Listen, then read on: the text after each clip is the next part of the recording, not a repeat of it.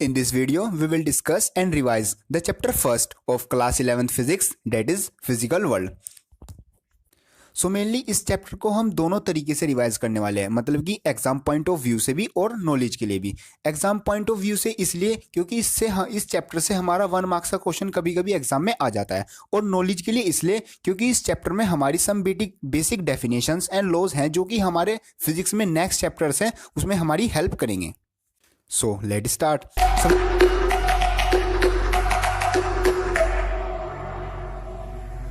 Definition आती है, मतलब एक क्वेश्चन आता है व्हाट इज साइंस, तो उसकी डेफिनेशन है it is a systemised knowledge about the various natural phenomena which is obtained by the careful experiments.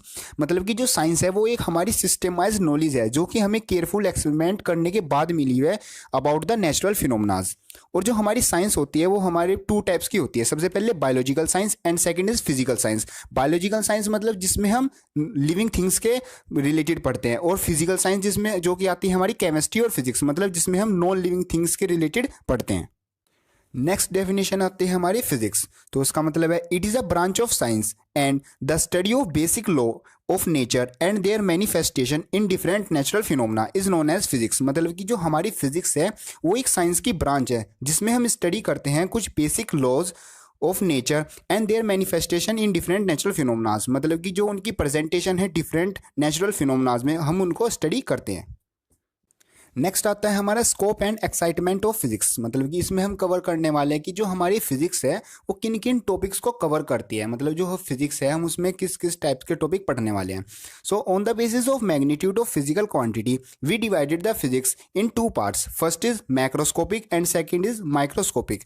मतलब जो हमारी फिजिकल क्वांटिटीज़ हैं उनके मैग्नीट्यूड के बिहार पर हमने फिजिक्स को 2 पार्ट्स में डिवाइड किया हुआ है। सबसे पहले है हमारी माइक्रोस्कोपिक, इसमें आते हैं हमारे सबसे पहला मैकेनिक्स में हम पढ़ने वाले हैं मोशन से रिलेटेड टॉपिक्स।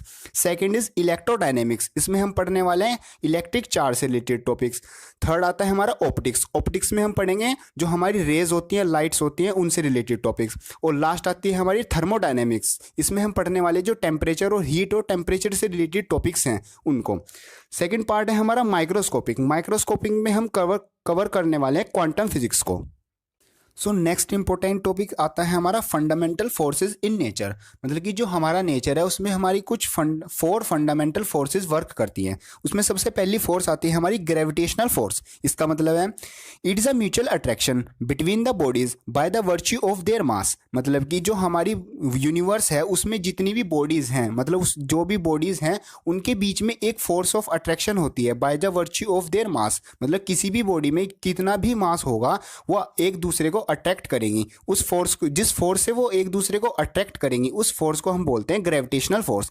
और जो ये हमारी फोर्स है ये डिस्कवर्ड की गई थी बाय सर इसाक न्यूटन, और ये हमेशा अट्रैक्टिव फोर्स होती है। मतलब कि जो हमारी 2 बॉडीज है वो हमेशा एक दूसरे को अट्रैक्ट करेंगी by the virtue of their mass, और इस फोर्स को हम बोलते हैं ग्रेविटेशनल फोर्स।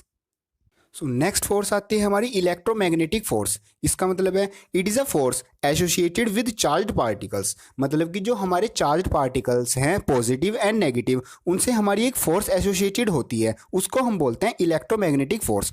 और जो ये हमारा जो ये इलेक्ट्रोमैग्नेटिक वाली फोर्स होती है इसका जो नेचर होता है वो रिपल्सिव और अट्रैक्टिव दोनों हो सकता है, डिपेंड करता है वो चार्ज किस टाइप का है। मतलब जो पॉजिटिव और नेगेटिव चार्ज है, जो हमारे अनलाइक चार्जेस है या तो पॉजिटिव और नेगेटिव डिफरेंट चार्जेस है, वो एक दूसरे को अट्रैक्ट करेंगे, और जो लाइक चार्जेस है नेगेटिव एंड पॉजिटिव वो एक दूसरे को रेपेल करेंगे। सो नेक्स्ट हमारी फंडामेंटल फोर्स आती है थर्ड, वो है हमारी स्ट्रॉन्ग न्यूक्लियर फोर्स। इसका मतलब है nucleus contains of protons and neutrons. Protons are positively charged and repel each other and collapse the nucleus. इसका मतलब कि जो हमारा न्यूक्लियस होता है उसके अंदर हमारे प्रोटॉन्स और न्यूट्रॉन्स होते हैं। न्यूट्रॉन्स तो जो हमारे होते हैं वो न्यूट्रल होते हैं, मतलब उसमें ना पॉजिटिव होता है ना नेगेटिव होता है। लेकिन जो हमारे प्रोटॉन्स होते हैं वो सब पॉजिटिवली चार्ज होते हैं, तो सब पॉजिटिवली चार्ज हैं तो लाइक चार्जेस हैं तो एक दूसरे को रेपेल करेंगे। अगर वो एक दूसरे को रेपेल करेंगे तो जो हमारा न्यूक्लियस है वो कोलैप्स हो जाएगा, मतलब वो जो हमारे प्रोटॉन्स है वो सारे बाहर आ जाएंगे, मतलब हमारा जो न्यूक्लियस है वो फट जाएगा। लेकिन ऐसा नहीं होता है, ऐसा इसलिए नहीं होता है क्योंकि जो वहाँ पर एक फोर्स काम करती है स्ट्रॉन्ग न्यूक्लियर फोर्स, जो हमारे प्रोटॉन्स होते हैं न्यूक्लियस के अंदर उन सबको बाइंड करके एक साथ रखती है, वो रखती है हमारी strong nuclear force. So next and last force आती है हमारी वीक न्यूक्लियर फोर्स। इसका मतलब है the force between the elementary particles involve in the nuclear process like beta decay. मतलब कि जो हमारी एलिमेंट्री पार्टिकल्स होते हैं लाइक बीटा डीके में जो हमारे प्रोटॉन, न्यूट्रॉन और पॉजिट्रॉन और ये सब पार्टिकल्स होते हैं, इनके बीच में हमारी जो फोर्स वर्क करती है वो होती है हमारी weak nuclear force. So next आता है हमारा मतलब जो ये हमारी 4 फंडामेंटल फोर्सेस हैं इनके बीच में एक कंपैरिजन, मतलब कि जो इनकी स्ट्रेंथ है उनसे कंपैरिजन। सो जो सबसे वीक फोर्स होती है वो होती है हमारी ग्रेविटेशनल फोर्स, उससे जो स्ट्रॉन्ग फोर्स होती है वो होती है हमारी वीक न्यूक्लियर फोर्स, और उससे जो स्ट्रॉन्ग होती है सेकंड नंबर वो होती है हमारी इलेक्ट्रोमैग्नेटिक फोर्स, और जो सबसे स्ट्रॉन्गेस्ट फोर्स होती है इन नेचर वो होती है हमारी strong nuclear force. Next topic आता है हमारा फिजिकल कंजर्वेशन लॉज, और ये जो हमारे सारे लॉज हैं ये हमारी पूरी फिजिक्स में यूज होते हैं। सबसे पहला लॉ आता है कंजर्वेशन ऑफ एनर्जी। इसकी डेफिनेशन है energy can not be created nor be destroyed, it can only be change from one form to another. मतलब कि जो हमारी एनर्जी है वो किसी भी फॉर्म में है, हम उसको डेस्ट्रॉय और क्रिएट नहीं कर सकते, हम सिर्फ उसको one form to another form change कर सकते हैं। फॉर एग्जाम्पल जैसे हम किसी बॉल को अगेंस्ट द ग्रेविटी मतलब अपवर्ड थ्रो करते हैं, तो उसमें जब सबसे पहले जब हमारे बॉल हाथ में होती है तो उसमें सब पोटेंशियल एनर्जी होती है, कोई काइनेटिक एनर्जी नहीं होती। लेकिन हम जैसे ही उसको थ्रो करते हैं उसमें की जो पोटेंशियल एनर्जी है वो चेंज होती है हमारी काइनेटिक एनर्जी में, और किसी हाईएस्ट पॉइंट पर जाकर अपसाइड मतलब जो उसका हाईएस्ट पॉइंट होगा वहाँ पर जाकर जो उसकी सारी काइनेटिक एनर्जी होगी वो चेंज हो जाती है हमारी पोटेंशियल एनर्जी में। लेकिन फिर हमारी ग्रेविटी वर्क करती है, तो ग्रेविटी इसको डाउन साइड नीचे खींचेगी, तो जो हमारी काइनेटिक एनर्जी जो हमारी पोटेंशियल एनर्जी है बॉल में वो हमारी फिर किस में चेंज हो जाएगी, काइनेटिक एनर्जी में।